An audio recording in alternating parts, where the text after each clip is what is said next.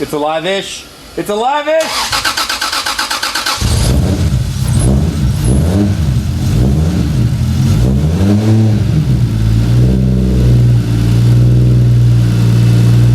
It's not making clangy bangy noises.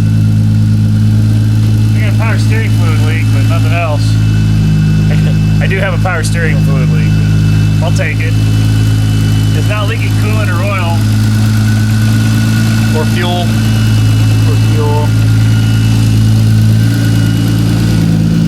There's the Mr. Wizard. Hey guys. Sounds pretty good. Pretty happy. Holy cow, I can do it under. It's never been started on this continent. Yeah, first start on this continent. First start on this continent.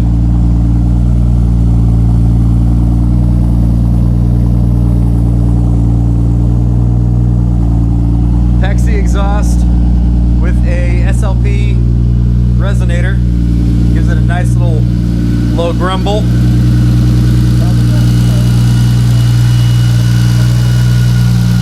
How about them apples?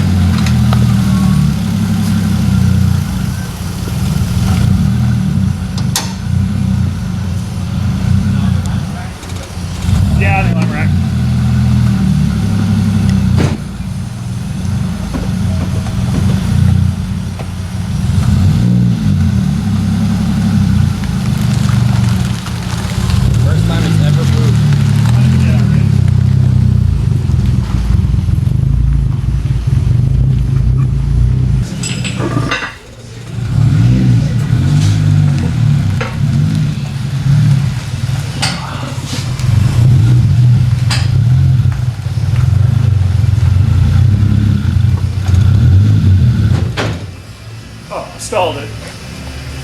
Oh.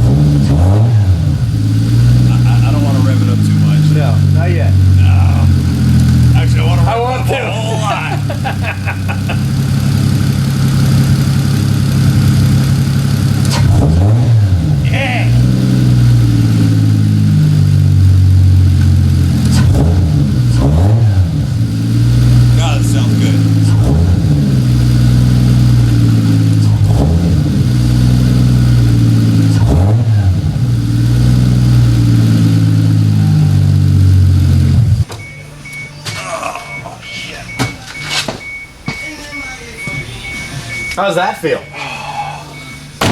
A long fucking time coming. Yeah, all right. So as you can see, Jeremy's 1987 Turbo Supra is finally moving under its own power. This is very exciting. I just have a few more bits I'm going to do on it today. It's Saturday. I came in to get a little peace and quiet and concentrate, focus, keep on task. But I'm down to hooking up the alternator. I did have a little bit of a power steering leak. I already resolved that. Just one of the banjo bolts on the rack and pinion was loose. No big deal. So I'm going to top it back up with power steering fluid, put my alternator wires together, do an alignment, and then yeah, it's time to really actually put some tuning into this thing. It has a bass tune in it right now, so it is drivable as long as we're not hammering on it and getting into it real bad. But very exciting. So I'm going to go ahead and do a couple little bits, set up the alignment on it so that it's drivable and usable. See what I can get away with my camber and caster. And then maybe we'll go for a test drive, because I've been wanting to do that in this car for a really long time. So I still have some air in my power steering system. I'm going to let it sit for a little bit, let the air work its way out of the reservoir. And then I will continue cycling my steering wheel all the way lock to lock with the engine off. And that'll push any air left in the system through, and then I can should be able to fire it up, and my power steering wind should be gone. Very excited, man. That's huge. The other day we got this thing running. Eric came over and put a tune in it, and we got it running. I put together a few last things, and this thing's ready to drive. I may actually have to drive this down to the corner and get some fuel put in it. I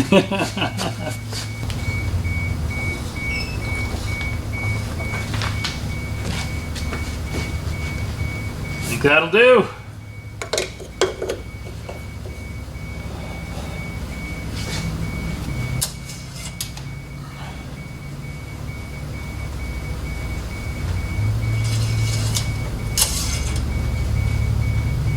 Engine oil looks clean and good.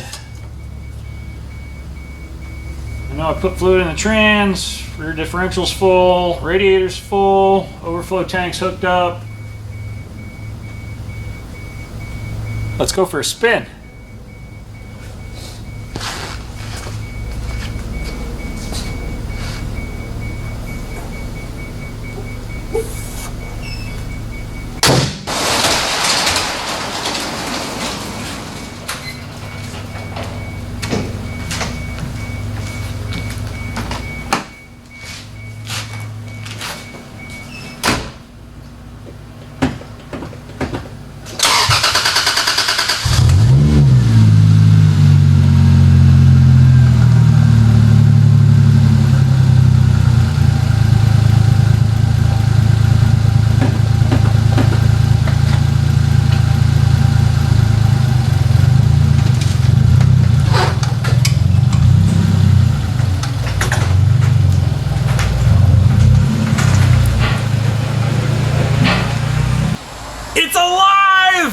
Absolutely. The 2JZ-GTE Aristo GTE swap thingy, Mark III Supra, it runs. Well, sort of. As you saw, we had Eric from CIA Performance come over and put a bass tune on this guy. The bass tune allows us to at least get it started, moving it around a few times, and see what's not right. Part of the most important parts of a build is the shakedown process. You never want to give a customer a car back right off the rip, right when it starts. You want to have a little bit of time to test and make sure that the things that you did work. You want to make sure that you're not having any kind of active leaks. Make sure your cooling system works. Make sure your fuel system works. Make sure all of the things that you touched and worked on, make sure they work before you give the customer the car back. Nothing will make a customer more happy than when you hand them a 5-digit bill and they take it home and immediately have a problem with it. Take it from us, not a good idea. So do due diligence, make sure it's happy and healthy before you give it back to the customer. So with that said, we have actually driven this thing around a little bit, put a little bit of mileage on it, make sure we're not having any major problems. Start bedding in these gigantic Brembo brakes that we upgraded to. That's been a process. And we did spot a couple of small problems that we needed to handle, which we have handled. We needed to replace 2 coolant hoses that run from the coolant system to the turbos. 30-year-old hoses, they crack, they pop. Why we didn't replace those the first time, we were just trying to get lucky and make sure we could reuse a hose. Because they are technically a molded hose and they're not available.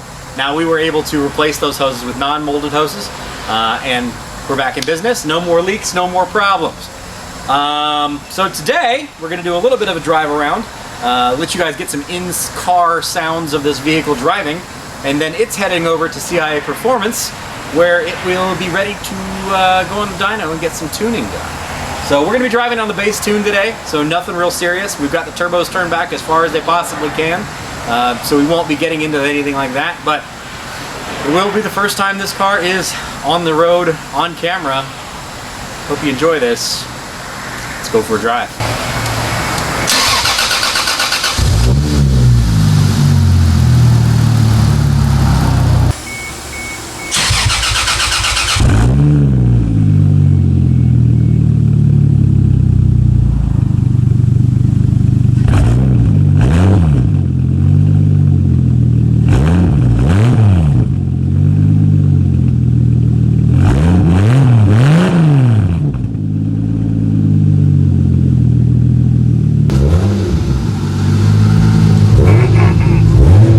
Sounds good.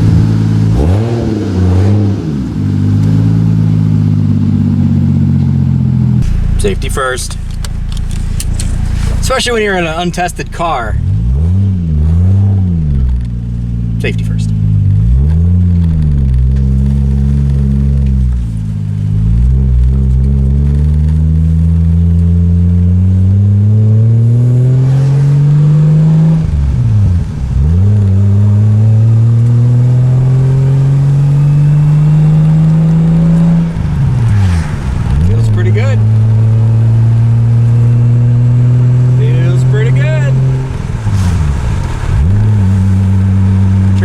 Shifts nice and smooth.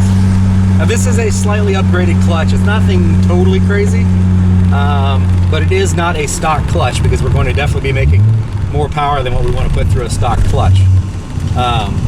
So it's not quite as smooth as I guess you would say a stock clutch setup is, but it's certainly not bad for driving.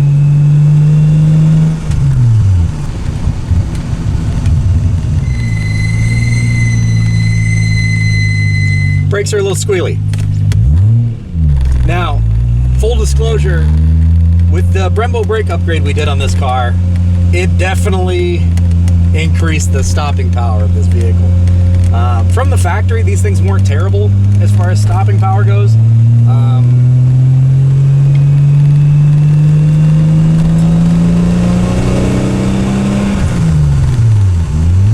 God, I can't wait for this thing to be on a dry road. Now, one thing you may notice, there's water on this glass. Because this is Ohio and it's springtime, it's basically rained like every day. So, suboptimal conditions to enjoy a sports car you've spent a whole lot of time working on. But this thing feels fantastic. I am super impressed. Good job, us.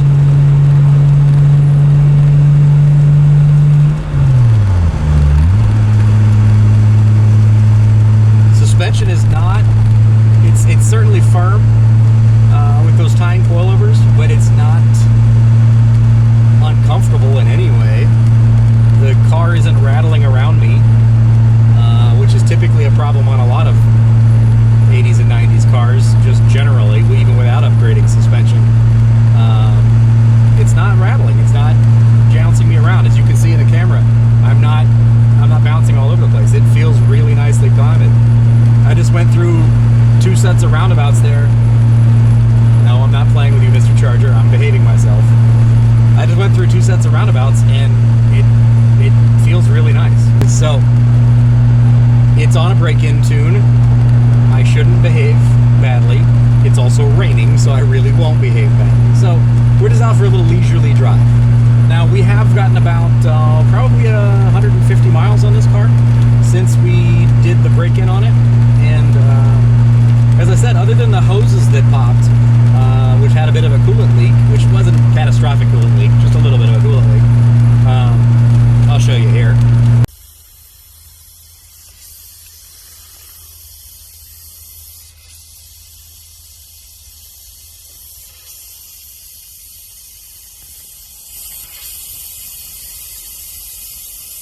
Well, shit. There really hasn't been any problems. Bedding the brakes was a little tricky. We had to do some very aggressive stopping to get these things to really bed and grab those rotors. There also may be a chance we may do a proportioning valve to get a little bit better brake bias. It definitely seems like the fronts are grabbing considerably harder than the rears are. But that's something we may deal with in the future.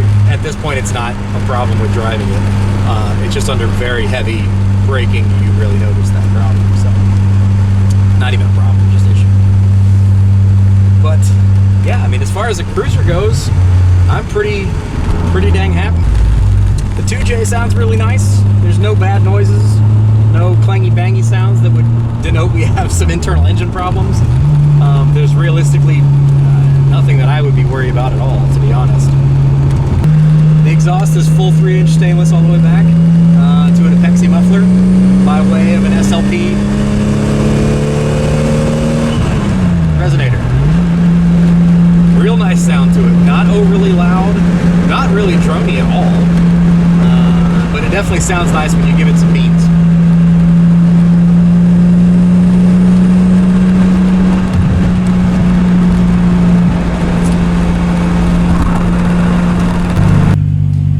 Now, one thing that I will say we probably will address in the future is this car is still running the factory original drive shaft because we reused the R154 transmission and all of our fitment works out basically the same space.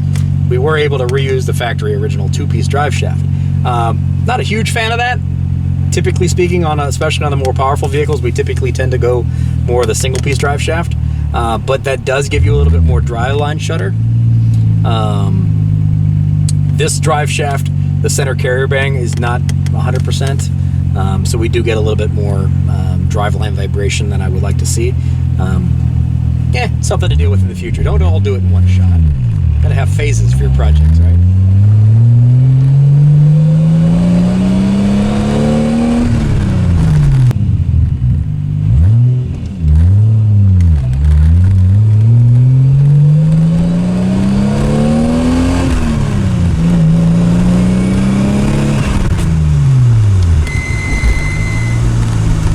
Bit of beans. Yeah, it's definitely going to be a fun car. Now, we did not by any means build this car to be a drag car. It's not designed for racing. That's not what we built this thing for. Jeremy wanted a fun car to use on the streets, to go do some runs down into Hocking Hills, go to car shows, have some fun, and yeah, it'll definitely be more than fast enough for a lot of fun. But it's not built to be a drag car. That's not what this thing was designed to do. Honestly, that's not really what we like to build. We want to build something that's much more fun, much more enjoyable for the daily driver, but can also go to the track and hold its own.